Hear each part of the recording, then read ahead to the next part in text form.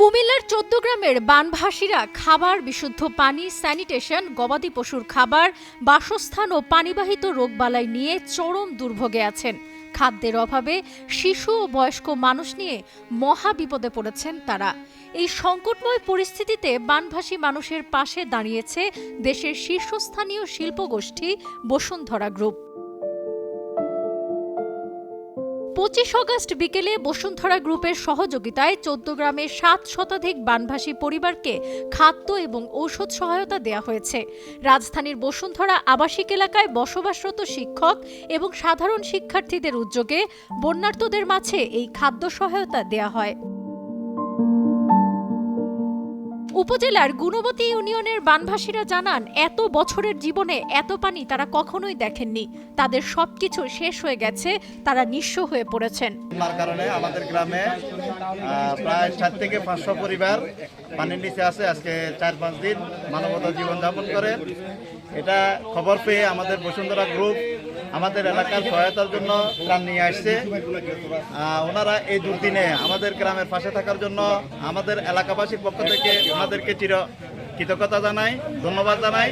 ত্রাণ বিতরণকালে বসুন্ধরা গ্রুপের ABG technologies লিমিটেডের নির্বাহী সিনিয়র অফিসার মামুন হোসেন ও বাংলাদেশ প্রতিদিনের সিনিয়র বিজ্ঞাপন নির্বাহী তুর্জয় বলেন, বসুন্ধরা আবাসিক এলাকায় বসবাসরত শিক্ষক এবং সাধারণ শিক্ষার্থীদের ডাকে সাড়া দিয়ে বন্যার্তদের পাশে দাঁড়ানোর চেষ্টা করেছে বসুন্ধরা গ্রুপ। বসুন্ধরা গ্রুপ সব সময় দেশ এবং মানুষের কল্যাণে কাজ করে। দেশের বর্তমান যে অবস্থা, সেই অবস্থায় আমাদের অনেকগুলো অঞ্চল এই মুহূর্তে পানিতে নিমজ্জিত হয়ে আছে, মানুষ অসহায় অবস্থায় আছে। আমাদের বসুন্ধরা আবাসিক এলাকার যারা বসবাসরত যত স্টুডেন্ট আছে তাদের উদ্যোগে বসুন্ধরা গ্রুপ তাদের সমন্বয়ে একটি ত্রাণ কমিটি তৈরি করে এবং সেখান থেকে প্রায় ২৫,০০০ লোককে প্রাথমিক পর্যায়ে ২৫,০০০ লোককে ত্রাণ পৌঁছে দেওয়ার সুযোগ নিয়েছে। সেই হিসাবে কাজ চলছে।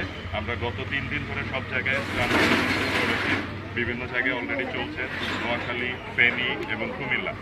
আমরা বর্তমানে যে জায়গাটাতে আছি এটি হচ্ছে কুমিল্লা ১৪ গ্রামের গুণবতী এলাকা। এই এলাকাটা থেকে আমাদের কাছে অনেক কল এসেছে, অনেক ফোন এসেছে, যেটা জানতে পেরেছি এবং বসুন্ধরা গ্রুপ সাথে সাথেই সেই ব্যাপারে উদ্যোগ নিয়েছেন। সাথে সাথে এখানে তাদের টিম চলে আসছেন। আমরা চেষ্টা করছি যত ভেতরে সম্ভব গিয়ে প্রত্যেকটি মানুষের কাছে সাহায্য পৌঁছে দেওয়ার জন্য। ত্রাণ বিতরণ কার্যক্রমে নর্থ সাউথ বিশ্ববিদ্যালয়ের শিক্ষার্থীরা জানান, বসুন্ধরা আবাসিক এলাকার সাধারণ ছাত্রছাত্রীরা কুমিল্লার ১৪ গ্রামে ত্রাণ বিতরণের জন্য এসেছে। দেশের এই সংকটময় মুহূর্তে তারা চায় সবার মধ্যে একতা। বসুন্ধরায় বসবাসরত যারা আবাসিক যেসব শিক্ষক এবং শিক্ষার্থীরা এবং বসুন্ধরা রেসিডেন্সে যেসব সাধারণ জনগণ ছিল তাদের উদ্যোগে আমরা বসুন্ধরা গ্রুপের সহায়তায় আমরা এবং তাদের ফান্ডিং এবং তাদের স্পন্সরশিপের মাধ্যমে আমরা ২৫,০০০ পরিবারকে বন্যা দুর্গত যে অঞ্চলগুলো রয়েছে এবং পানিবন্দী যে অঞ্চলগুলো রয়েছে সেই অঞ্চলে বন্যার্তদের সাহায্যের জন্য আমরা ২৫,০০০ পরিবার খাবার প্রস্তুত করি। আজকে আমরা এই মুহূর্তে বর্তমানে আমরা আছি গুণবতী অঞ্চলে, এটা হচ্ছে কুমিল্লাতে। তো এখানে আমরা শুনেছি যে প্রায় এই ইউনিয়নে প্রায় ৪ থেকে ৫টি গ্রামে এখন পর্যন্ত অনেকেই খাবার পায়নি বা কোনো ধরনের কোনো সহযোগিতা পায়নি। তো আমরা এখানে চলে আসছি।